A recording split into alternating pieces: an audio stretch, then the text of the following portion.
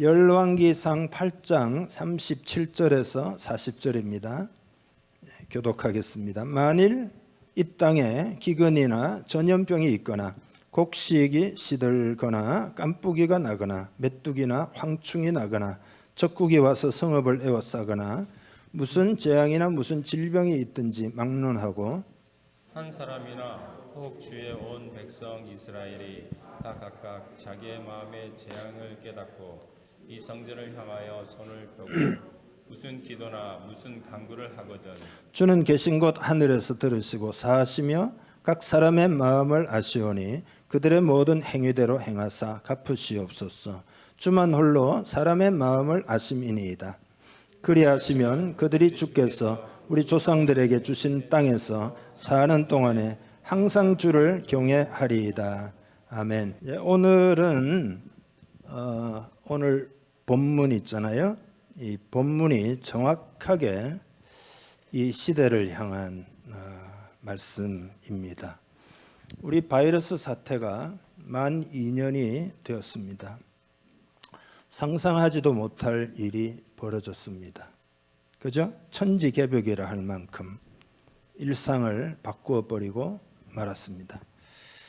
그래서 아주 달라진 세상이 아닌가 이런 생각이 듭니다. 아이들은 마스크를 쓴 채 생활을 하는 게 당연히 세상은 마스크를 쓰고 생활하는가 보다 이렇게 생각할 수도 있지 않을까. 근데 이게 이제 아이들에게는 굉장히 그 마스크를 쓰는 게 정서적으로 말입니다. 관계적으로 굉장히 치명적이라고 봐야 되거든요. 그래서 반드시 해결이 되어야 됩니다. 그래서 우리 공동체도 이 바이러스 문제가 떠나가도록 이제 틈틈이 우리가 계속 기도하고 있고 저도 개인적으로 우리 제 가정에서도 계속 지금 기도하고 있습니다. 바이러스라고 하는 것은 단순히 육체의 건강의 문제만은 아니라는 것을 우리는 알 필요가 있습니다. 영적인 상황과 관련이 돼 있다는 것을 오늘 우리 성도들은 깨달아야 합니다. 다시 말해서 영적인 퇴락, 영적인 부패와 연결되어 있는 거다. 그래서 오늘 본문이 그것을 우리들에게 가르치고 있고 또 어떻게 회복될 수 있는가도 오늘 본문에는 가르쳐주고 있습니다. 그러니까 여러분 오늘 이 시대에 이런 문제들을 회복하는 길이 있다라고 하는 것을 오늘 여러분께 미리 말씀을 드리면서 이 회복의 길이라는 제목으로 말씀을 전합니다. 그러니까 오늘 본문은 솔로몬이 성전을 지어놓고 봉헌식을 할 때 하나님 앞에 기도를 드리는 그 기도의 일부분이잖아요. 그가 성전을 지은 이유가 뭡니까? 그들의 삶에 하나님이 임재하시기를 진실로 원했기 때문이죠. 하나님의 임재, 하나님이 그들과 함께 하시는 것, 이것이 모든 것이다 라고 솔로몬은 알고 있었습니다. 그리고 지혜자인 솔로몬은 또 알고 있었던 게 뭐냐 하면은 이 백성이 과거의 예로 봐서 하나님을 떠날 때도 있을 수 있다는 것을 알고 있었습니다. 그래서 하나님을 떠나서 재앙을 경험할 때를 대비해 가지고 지금 이 기도를 하나님께 드리고 있는 거죠. 그러니까 이런 배경을 생각하면서 오늘 본문을 우리 아까 읽었습니다마는 배경을 이해하고 주의 깊게 읽을 필요가 있습니다. 그래서 한 번 더 읽으려고 합니다. 괜찮겠죠? 예, 읽어보겠습니다. 쭉 읽겠습니다. 만일 이 땅에 기근이나 전염병이 있거나 곡식이 시들거나 깐뿌기가 나거나 메뚜기나 황충이 나거나 적국이 와서 성읍을 에워싸거나 무슨 재앙이나 무슨 질병이 있든지 막론하고 한 사람이나 혹 주의 온 백성 이스라엘이 다 각각 자기의 마음의 재앙을 깨닫고 이 성전을 향하여 손을 펴고 무슨 기도나 무슨 간구를 하거든 주는 계신 곳 하늘에서 들으시고 사하시며 각 사람의 마음을 아시오니 그들의 모든 행위대로 행하사 갚으시옵소서. 주만 홀로 사람의 마음을 다 아심이니이다. 그리하시면 그들이 주께서 우리 조상들에게 주신 땅에서 사는 동안에 항상 주를 경외하리이다. 아멘. 회복을 요청하는 기도잖아요. 여러분, 한국 교회는 회복을 필요로 하고 있습니다. 그건 우리 모두가 공감하는 부분인데 정말로 그렇습니다. 종교에 대한 호감도를 보면 지금 천주교나 불교에 대해서는 한 50% 이상 정도가 호감을 보이고 있습니다. 그러나 개신교에 대해서는 30%대 정도의, 아마 35% 좀 안 되는 걸로 알고 있습니다. 그 정도로 호감을 보이는 정도밖에 안 됩니다. 그러니까 회복이 필요한 거죠. 여러분, 어떻게 회복될 수 있을까요? 한국 교회에 대해서 오늘 이야기하지만 우리가 한국 교회잖아요. 우리 각자가. 그러니까 나의 회복은 어떻게 되는 거냐? 내가 어떻게 회복될 수 있을까요? 이제 그런 메시지거든요. 제일 먼저는 하나님은 사랑이심을 반드시 알아야 됩니다. 이 부분이 왜 회복에 있어서 결정적으로 중요한가 하는 것을 말씀드리겠습니다. 솔로몬은 지금 여러분이 읽으셨습니다마는 내용 전체를 이렇게 읽으면서 여러분의 느낌이 어떻습니까? 느낌이. 그러니까 제가 볼 때는 하나님의 사랑을 확신하고 있어요. 솔로몬은 정말 하나님이 우리를 사랑한다. 심지어는 하나님을 떠나서 재앙을 만날 때조차도 하나님의 사랑은 변함이 없기 때문에 그때 우리가 깨닫고 하나님께 돌아오면 하나님이 우리를 사해 주십시오. 이렇게 기도하잖아요. 그건 하나님의 사랑을 알기 때문이다. 여러분, 하나님은 사랑이십니다. 하나님은 여러분을 사랑하고 계십니다. 하나님은 사랑이시기 때문에. 예수님이 사역을 하실 때 유대 사회에서, 그 엄격한 사회에서 한 가늠한 여인이 붙잡혀 왔죠. 그래서 둘러선 모든 사람들이 돌을 손에 들고는 전부 쳐서 이 여인을 심판하려고 으르렁거리고 있는 강한 적대감으로, 그런 상황에 주님이 너희 중에 죄 없는 자가 먼저 돌을 들어서 던져서 쳐라고. 그러니까 그들의 마음에 찔림을 받잖아요. 누가 죄가 없겠냐 이거죠. 그래서 돌을 하나씩 내려놓고 다 가고 난 다음에 주님이 이렇게 말씀하셔요. 나도 너를 정죄하지 않는다. 나도 너를 정죄하지 않는다. 그러니까 주님은 정죄가 아니라 그를 치유하시는 것이 목적이다 이 말이죠. 그게 주님의 마음이다. 그게 주님의 사랑이다. 그러니까 그녀의 얼굴이 눈물로 범벅이 되죠. 두려움 때문이 아니잖아요. 죄책감 때문이 아니잖아요. 그 사랑과 그 사랑으로 인한 감사 때문에 그런 것이다 이 말이죠. 그러니까 모든 행동에도 불구하고, 그녀가 잘했다는 게 아니에요. 모든 행동에도 불구하고 그녀는 사랑을 받았습니다. 이게 조건 없는 사랑이잖아요. 무조건적인 사랑이잖아요. 그래서 그 사랑으로 주님이 그녀를 치유하시고 다시는 가서 죄를 범치 말라라고 하시면서 그녀에게 소망을 주신 것이죠. 여러분, 이것이 바로 예수님의 사랑이요 하나님의 사랑인 줄 믿습니다. 하나님의 계획은 우리 마음에 사랑을 부어가지고 우리 각자를 치유하고 변화시키는 것이 하나님의 계획입니다. 그래서 하나님이 원래 인간을 만들 때 원래 디자인하셨던 그 본연의 모습으로 회복시키는 것이 하나님의 목적이다 이거예요. 하나님은 심판하는 게 목적이 아니다 이거예요. 하나님은 회복시키는 게 목적이다. 그래서 우리가 이 회복의 길이라는 제목으로 지금 말씀을 나누고 있는 거잖아요. 오늘날 하나님을 오해하는 사람들이 너무 많습니다. 세상은 물론이고 교회 안에도 하나님을 많이 오해들 해요. 그래서 종교 생활을 하는 그리스도인들이 참 많습니다. 종교 생활. 종교 생활이 뭐냐 하면은 그냥 단순하게 복을 받기 위해서 아니면은 화를 면하기 위해서 종교 생활을 하는 거죠.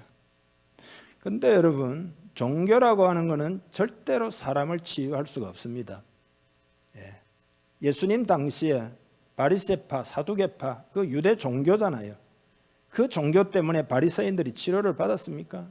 사두개인들이 삶이 변화가 됐습니까? 전혀 그렇지 않은 거죠. 그게 종교다 이거죠. 복음만이 사람을 변화시킵니다. 하나님의 사랑만이 사람을 변화시켜요. 그래서 가늠한 여인, 사마리아의 수가 성에 있는 여인도 하나님의 사랑으로 치유된 거다 이 말이죠. 오늘날 왜 교회 안에 변화를 찾아보기가 어려울까요? 우리가 복음은 반드시 사람을 변화시켜야 되잖아요. 그죠? 예수 믿고 내가 변화가 돼야 되는데 왜 교회 안에 그렇게 변화를 찾기가 쉽지 않을까? 뭐가 잘못되기는 한참 잘못된 거죠. 뭔가 크리스찬이 이 세상을 살면 불안하잖아요. 불안을 느끼는 정도가 세상 사람들하고 비슷하다라고 하는 연구 결과도 있어요. 이게 말이 되느냐 이 말이죠. 왜 그럴까요?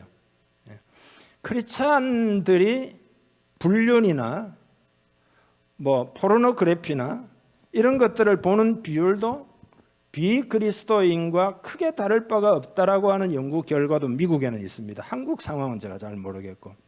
그러니까 이건 뭐냐 하면은 뭔가 잘못된 거죠. 예수를 믿는데도 믿지 않는 사람과 가치관이 별반 차이가 없다. 이게 뭔가 잘못된 거죠. 문제 해결 방식도 크게 차이가 없다. 극단적인 상황이 되면은 세상보다도 더 어지러운 모습을 많이 나타내 보이고 있다 이거죠. 현재 한국 교회에. 이게 왜 그러냐? 뭔가 잘못됐다. 왜 그럴까요, 여러분? 아까 말씀드렸지만 사랑의 하나님을 만나면 반드시 변화가 됩니다. 사랑의 하나님을 만났는데 내 인생에 변화가 없다. 절대 그럴 수가 없습니다. 그러면 그게 복음이 아니죠. 다시 말해서 굿뉴스가 아닌 거죠. 복된 소식이 아닌 거죠. 사회 문제가 일어나가지고 뭔가 신문에 나면 꼭 거기에 크리스찬이 끼어 있어요. 왜 그럴까요?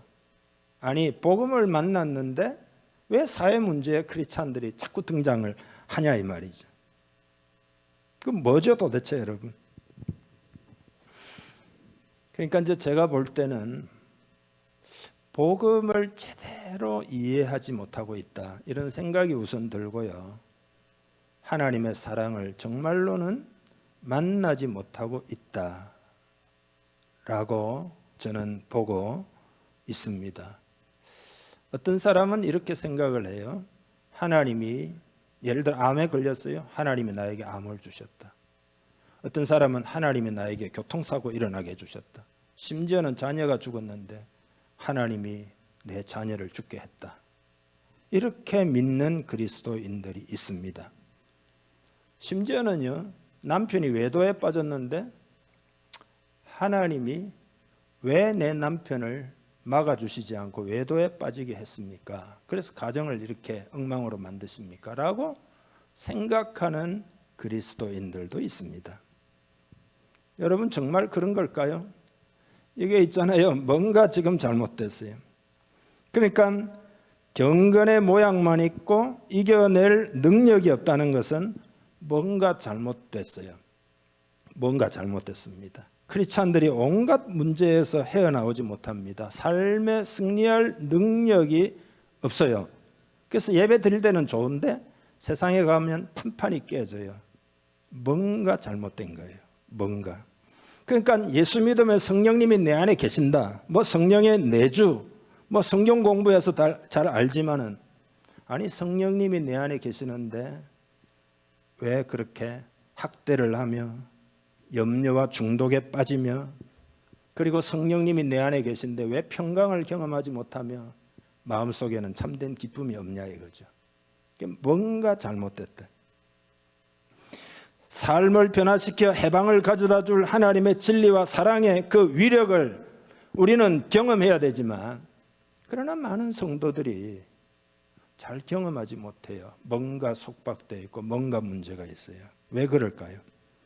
여러분, 진리가 너희를 자유롭게 하리라. 그러니까 진리는 반드시 우리를 자유롭게 해요. 그리고 사랑은 반드시 우리를 치유하고 우리를 회복시킵니다. 그런데 실제 삶에서 왜 경험하지 못하고 있는 것일까요? 왜 그럴까요?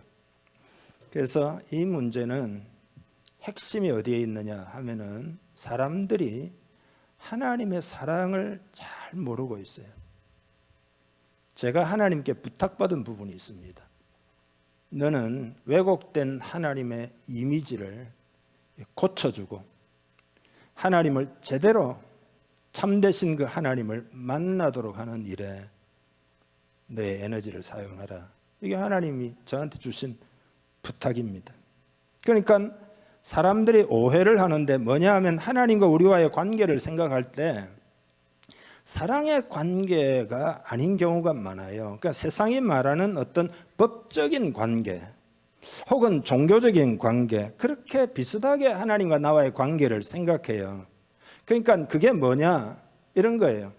여러분이 잘못하면 하나님이 여러분을 처벌하시고 심판하시고, 그래서 우리는 처벌받지 않기 위해서 무슨 종교적으로 열심히 하고 하나님께 잘 보여야 되고, 만약에 여러분 그런 관계로 하나님과 나의 관계를 생각하면 하나님과 인격적이고 친밀한 관계를 갖지 못할 겁니다. 그래서 하나님은 항상 저 멀리 계시기 때문에 뭔가 거리감을 느끼게 됩니다. 그리고 하나님과 친밀한 관계를 맺는 데 있어서 뭔가 마음의 방해를 받고 있는 거죠. 그래서 하나님 이렇게 부르면은 주의 사랑이 느껴지고 하나님의 사랑이 와 닿고, 내가 하나님 앞에 기도하면 하나님이 다 들으시고 응답해 주실 것에 대해서 내가 마음에 확신을 가지고 안심하게 되고 이렇게 돼야 되는데 그게 잘 안 되는 거죠.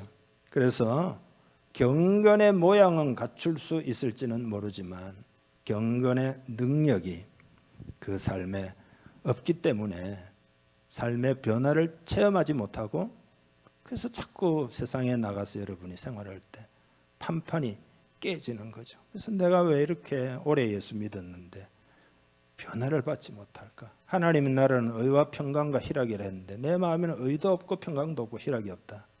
이렇게 되잖아요. 그러니까 그렇게 종교적인 신앙생활은 실제로 삶을 변화시키거나 실제로 여러분의 사고를 치유하거나 실제로 여러분의 성품을 재창조하거나 그렇게 하지는 못합니다. 종교라고 하는 것은 예수님을 닮게 하는 능력이 전혀 없습니다. 복음만이 가능해요. 하나님의 사랑을 진실로 만날 때만이 가능해요. 그래서 자꾸 하나님에 대해서 마치 뭐라고 그럴까요? 막 하나님을 처벌하고 막 강제하는 그런 독재자로 생각하는 경향이 있어요. 그래서 교회 가자 그러면 엄마하고 도망가죠. 예. 그렇지 않아도 힘든 세상에 하나님까지 갖다 붙여가지고 그 가서 내가 하나님의 독재에 내가 가 있을 이유가 있냐?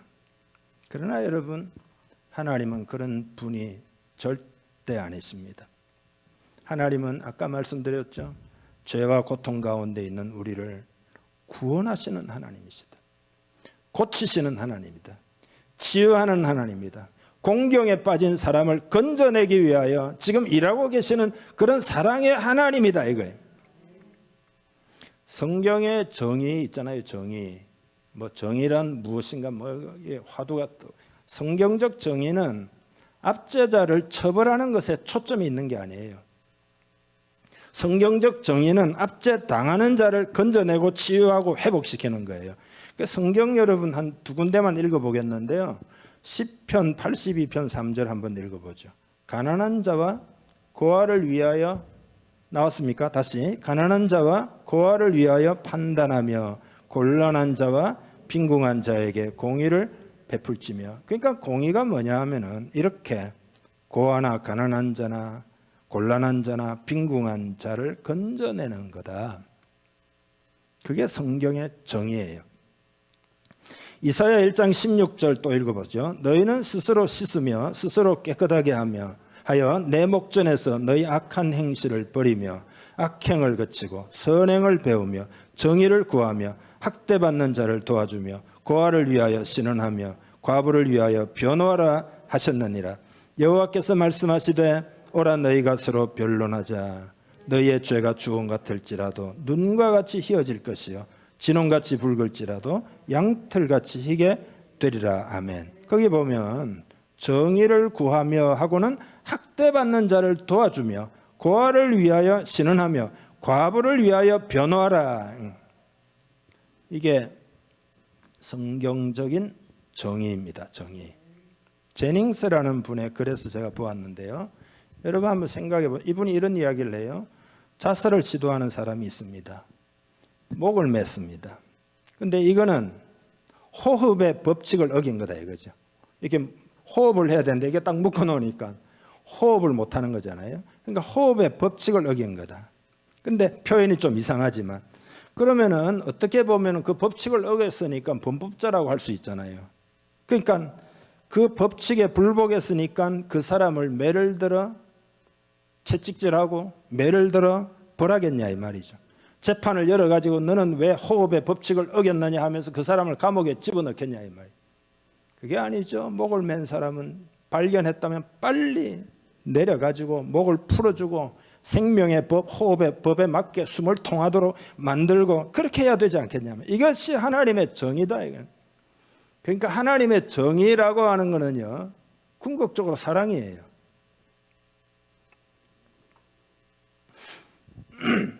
하나님은 이 시대를, 여러분을, 사람들을 그렇게 하나님의 그 사랑의 법, 생명의 법 가운데로 올 수 있도록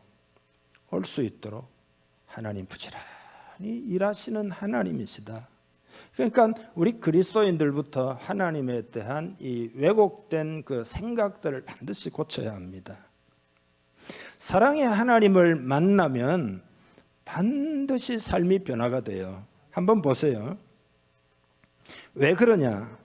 이게 이제 예배의 법칙이라는 건데요. 예배 법칙이 뭐냐 하면은 우리가 예배하는 대상을 닮아간다는 법칙이에요. 이거 심리학에서는요, 모델링이라 그러거든요.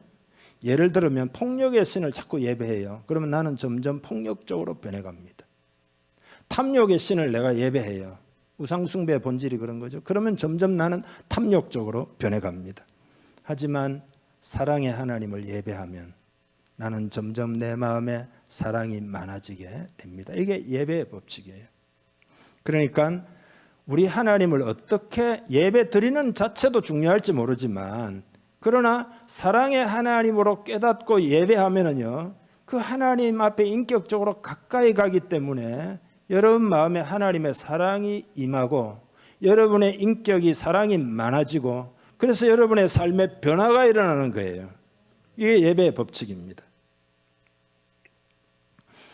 하나님은 악한 자라도 불쌍히 여깁니다. 그런 사람이라 할지라도 하나님의 사랑을 경험하고 회복되기를 원하시는 거죠. 그러니까 처벌이 아니라 그를 재앙에서 건져주기를 원하시는 거죠. 물론 그런 법을 어기고 내가 끝까지 나가면은 하나님이 처벌하시는 것이 아니라 그 법을 어기니까 그걸 법을 여러분 세상이 말하는 법하고 다릅니다. 이걸 이제 어려운 말로 자연법이라 그러는데요. 이게 이제 낭떠러지가 있으면 이렇게 가다가 나는 중력의 법칙 아무 상관없어 하고 이게 뛰어내리면 떨어져서 죽잖아요. 그러니까 그런 거다 이 말이죠. 하나님의 사랑의 울타리를 벗어나는. 그래서 하나님은 끊임없이 하나님의 종들 보내가지고 돌아오라 하나님이 외치신다 이 말이죠. 인간은 정의가 뭐냐? 인간의 정의는 복수하는 거죠. 복수하는 것. 물론 여러분 복수하려는 마음을 이해하지 못하는 건 아니지만, 물론 이제 공권력에서는, 법원에서는 응당의 대가를 치르게 해야 되지만, 개인적인 윤리 속에서는요, 여러분 한번 생각해 보세요. 흉악한 죄를 지은 사람이 만약에 내 자녀라면, 여러분의 아들이요 여러분의 딸이라면 여러분은 처벌을 원하시겠습니까? 아니면 자비를 원하시겠습니까? 만약에 내 자녀라면 너무나 큰 죄를 지었지만, 그러나 그럼에도 불구하고 자비를 베풀어 달라 하지 않겠냐 이 말이죠. 그게 부모의 사랑이다 이거. 그러니까 하나님이 딱 마찬가지예요. 하나님은 우리를 건져내고 치유하고 회복시키고 우리를 바로잡고 우리를 고치고 우리를 구원하려고 하는 거단 말이죠. 그러면 여러분 보세요. 지금 한국 교회가, 제가 뭔가 잘못됐다 그랬잖아요. 그러면 하나님의 마음은 어떨까요? 한국 교회를 회복시키고 고치고 새롭게 하고 부흥을 주고, 그게 아니겠냐 이 말이죠. 이 땅도 마찬가지입니다. 이 시대도 마찬가지. 왜냐? 하나님은 사랑이시기 때문에 당신의 모든 것을 내어주어서 우리를 사랑한다는 것은 예수님을 십자가에 내어주신 그 사건을 통해서 증명이 된 것이 아니냐 이 말이죠. 그래서 우리는 이 시대를 향한 하나님의 사랑을 반드시 느껴야 합니다.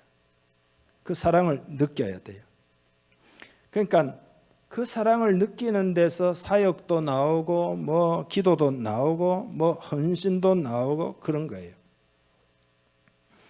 만약에 여러분 마음에 회복이 필요한 영역이 있다면 하나님이 나를 처벌하실 거야 라고 생각하지 마세요.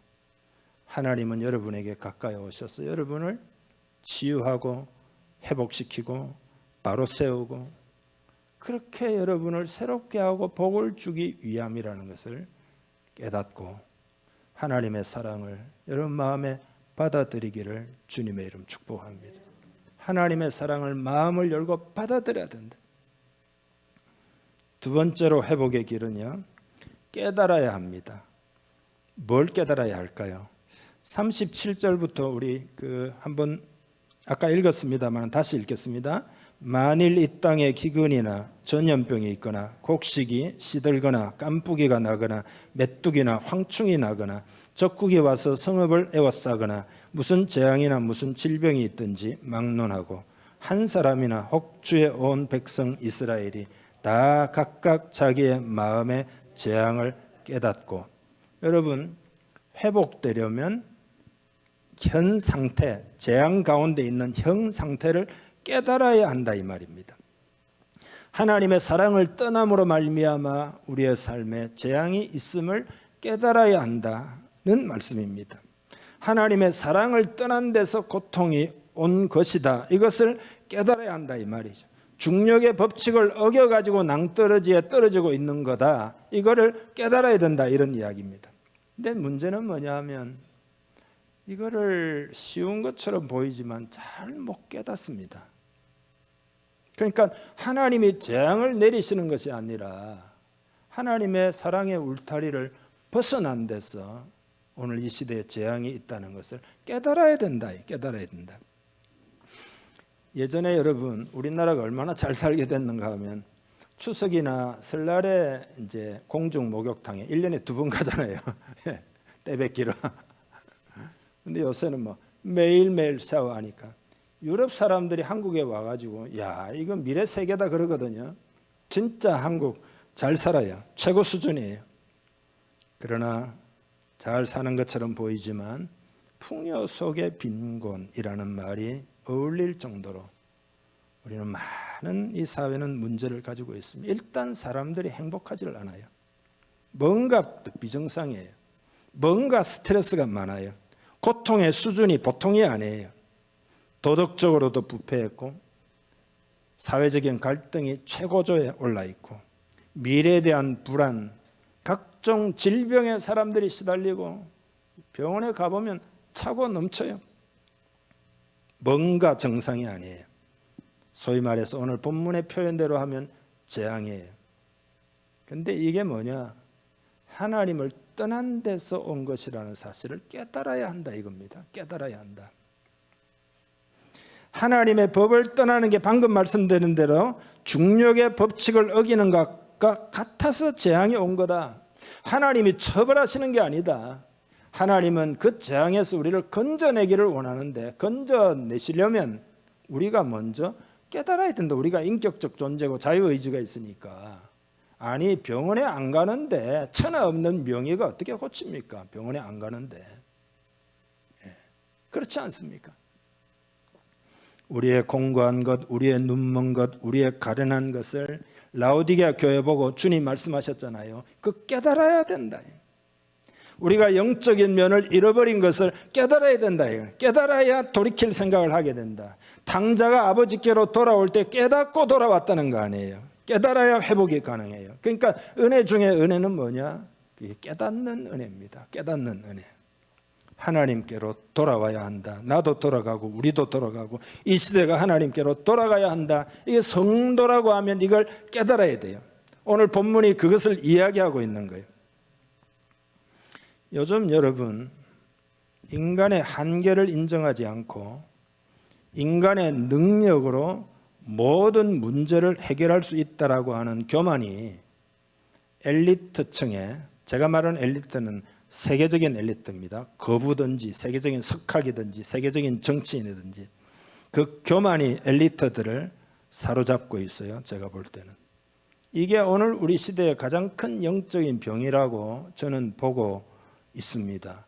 예를 들어 여러분, 화성에다가, 그죠? 미국에서 뭐 인공 로켓 쏘아 올려가지고 실시간으로 화성에 막 그 사진을 찍어가지고 막 전송하니까 나사에서는 막 과학의 쾌거다 그러면서 막 소리치고 막 그냥 막 함성 지르고. 현대 과학은 유전자 복제를 통해서 인간의 힘으로 이상적인 인간을 만들 수 있다. 장기도 바꾸어 가지고 오래 살 수 있다.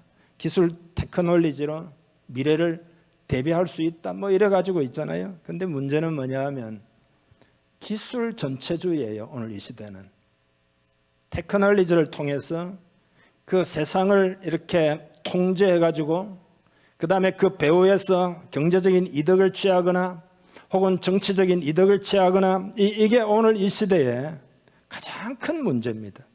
이게 왜 그러냐? 인간의 한계를 모르는 교만, 바벨탑을 쌓는 거죠. 그렇지만 한번 생각해 보세요. 아니, 무슨 홍수나 무슨 뭐 폭풍이나 그 인간이 해결할 수 있습니까? 산불 나는 것도 진화를 못 해가지고, 기근이나 질병이나 뭐 어느 것 하나 제대로 해결하고 있냐 이 말이죠. 특별히 여러분, 사람의 마음의 고통을 뭐 그런 걸로 해결이 되겠냐 이 말이죠. 인간의 한계를 깨달아야 합니다.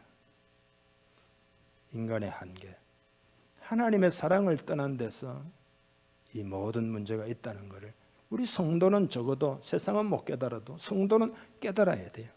그리고 하나님은 부지런히 오늘도 그 세상을 구원하시기 위하여 애를 쓰고 계시다. 하나님과 친밀하게 교통하는 사람은 그 하나님의 마음을 알기 때문에, 왜냐하면 가까이 있으니까 하나님이 얼마나 열심을 품고 열정을 가지고 일하고 계신지를 알 수가 있어요. 그리고 성령님은 끊임없이 우리들에게 돌아오라고 외치고 있다는 것을 우리는 깨달아야 됩니다. 우리 교회가 모일 때마다 회개의 기도를 드리는 이유가 바로 이겁니다. 지금은 하나님께로 돌아가야 될 때다. 이 재앙이 하나님과의 관계에 문제가 생겨서 온 것이라는 것을 반드시 깨달아야 한다. 여러분, 깨닫기를 주님의 이름 축복합니다. 세 번째로, 기도가 회복의 길입니다. 사람들은, 우리 그리스도인들 말입니다, 기도에 대해서 정말로는 잘 모르고 있다는 느낌을 참 많이 받습니다. 정말로는 잘 모르고 있다. 왜냐하면은 이 기도를 말입니다, 이렇게 생각하는 사람이 좀 있어요. 내가 할 게 없으니까, 기도라도 해야지. 그래서 뭐 마음의 위로라도 받아야지. 그 정도로 생각을 해요. 기도를 무슨 연약한 인간의 하소연 정도로 생각을 해요. 여러분, 그러나 그건 정말로 기도가 무엇인지를 못 깨닫고 있는. 기도는 그런 게 아니에요. 기도의 능력, 기도의 유용성, 기도의 특권, 이거를 우리는 반드시 알아야 되는데요. 기도가 뭐냐 하면은 전능하신 하나님과 대화하는 거예요. 전능하신 하나님께 요청하는 거예요. 전능하신 하나님과 교제하고 그분께 내 문제를 맡기고 의탁하는 거예요. 그러니까 오늘 본문에 보면 기도하면 내 마음이 시원해지는 그런 문제가 아니라 기도하면 하나님이 들으시고 하나님이 사하시고 하나님이 갚으신다는 거잖아요. 그게 솔로몬이 지금 하는 이야기잖아요. 38절부터 나와 있는 거 같이 읽어보겠습니다. 한 사람이나 혹 주의 온 백성 이스라엘이 다 각각 자기의 마음의 재앙을 깨닫고 이 성전을 향하여 손을 펴고 무슨 기도나 무슨 간구를 하거든 주는 계신 곳 하늘에서 들으시고 사하시며 각 사람의 마음을 아시오니 그들의 모든 행위대로 행하사 갚으시옵소서. 주만 홀로 사람의 마음을 다 아심이니이다. 아멘. 기도는 하나님이 듣는다, 하나님이 사하신다, 하나님이 갚으신다, 그런 거죠. 이 나라와 민족의 회복은 기도의 회복에서 시작이 됩니다. 애굽 백성이 고통당할 때 노예로서 그들이 부르짖어 기도할 때 하나님 모세를 보내시고 그들을 구원하셨습니다. 왜 기도해야 되느냐? 기도할 때 하늘 문이 열리기 때문입니다.